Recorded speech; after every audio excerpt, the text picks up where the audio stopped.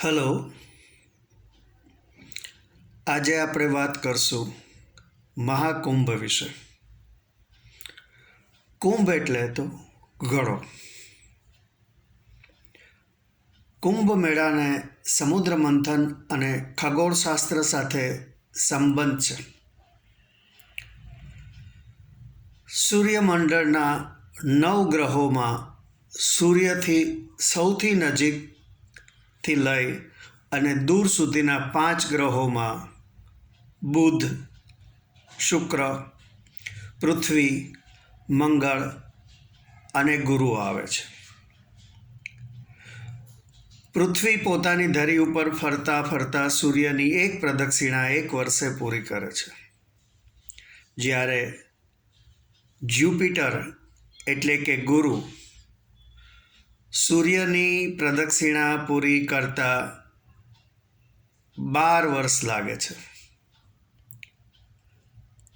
આના આધાર પર કુંભ મેળો મહાકુંભ દર 12 વર્ષે યોજાય છે. આમ તો કુંભ દર 3 વર્ષે યોજાય છે, પરંતુ અર્ધકુંભ દર 6 વર્ષે, પૂર્ણકુંભ દર 12 વર્ષે અને મહાકુંભ પણ 12 વર્ષે યોજાય છે. કુંભ મેળો 4 જગ્યાએ ભરાય છે. પહેલું સ્થળ છે અલ્હાબાદના પ્રયાગરાજમાં ત્રિવેણી સંગમ પર, જ્યાં ગંગા, યમુના અને વિલુપ્ત થયેલી માયથિકલ સરસ્વતી નદી એમ 3 નદીનો ત્રિવેણી સંગમ થાય છે. મહાકુંભ માત્ર પ્રયાગરાજમાં જ યોજાય છે. ઉપરાંત અર્ધકુંભ પણ પ્રયાગરાજમાં યોજાય છે. બીજી જગ્યા છે હરિદ્વારમાં ગંગા નદીને કિનારે, જ્યાં પૂર્ણકુંભ અને અર્ધકુંભ બંને યોજાય છે. ત્રીજી જગ્યા છે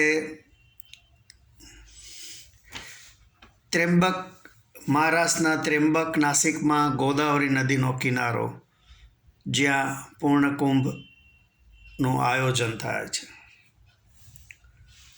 ચોથી જગ્યા છે મધ્યપ્રદેશના ઉજ્જૈનમાં ક્ષિપ્રા નદીને કિનારે, જ્યાં પૂર્ણકુંભ મેળો ભરાય છે.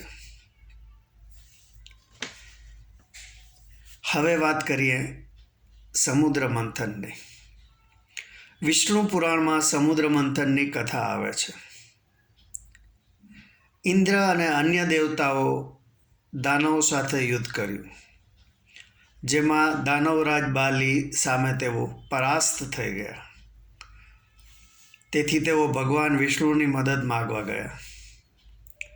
ભગવાન વિષ્ણુ કહે, જો તમે સમુદ્ર મંથન કરી અમૃત મેળવી શકો તો તમને અમરત્વ પ્રાપ્ત થઈ જાય, પરંતુ તમારા એકલાનું એ કામ નથી.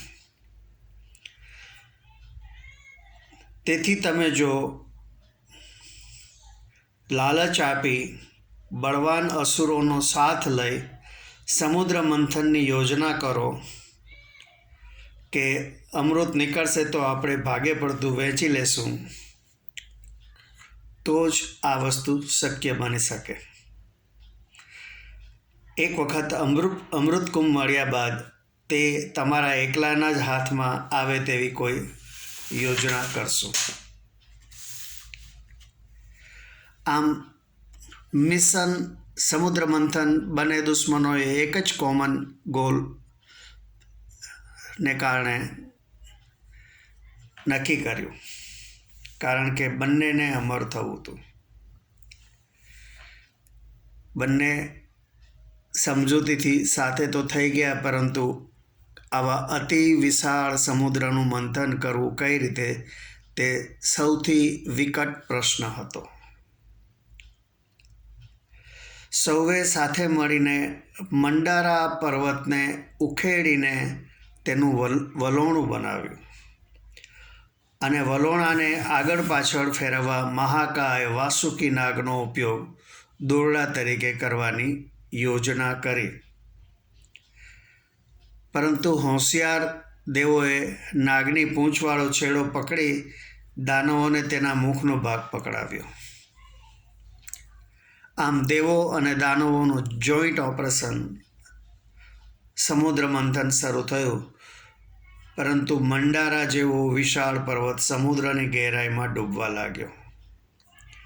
તે વખતે વિષ્ણુએ કુર્મા અવતારમાં વિશાળ કાચબો થઈ મંડારા પર્વતને ધરી બની ટેકો આપ્યો. સમુદ્ર મંથનમાં અમૃત તો બહુ દૂરની વાત હતી, પરંતુ એ પહેલાં ઘણું જ નીકળ્યું. સૌથી પહેલાં હળાહળ વિષ નીકળ્યું, જે ખૂબ જ ચિંતાનો વિષય બન્યો. ત્યારે શિવજી મદદે આવ્યા. તેઓએ વિષ પીને સૌને ભયમુક્ત કર્યા. પરંતુ આવું હળાહળ વિષ પીવાથી મહાદેવનું ગળું બ્લુ થઈ ગયું. ત્યારથી મહાદેવને આપણે નીલકંઠ તરીકે ઓળખીએ છીએ. સમુદ્ર મંથનમાં 14 અમૂલ્ય રત્નો નીકળ્યા. એ ઉપરાંત કલ્પવૃક્ષ, ઐરાવત હાથી, કામધેનુ ગાય, ચંદ્ર, લક્ષ્મીજી વગેરે ઘણું મળ્યું. મોટાભાગનું દેવો લઈ ગયા. અને આખરે ધન્વંતરી વૈદ્ય અમૃત કુંભ લઈને પ્રગટ થયા. ત્યારે દેવો અને દાનવો વચ્ચે અમૃત કુંભની ખેંચતાણ ચાલુ થઈ. એ સમયે વિષ્ણુએ મોહિની અવતારમાં પ્રગટ થઈ બંને ગ્રુપને અલગ બેસાડી બધાને મળશે કંઈ અમૃત પીરસવાનું શરૂ કર્યું. મોટાભાગનું દેવોને જ પીરસાઈ ગયું. ત્યાં તો શંકા થતા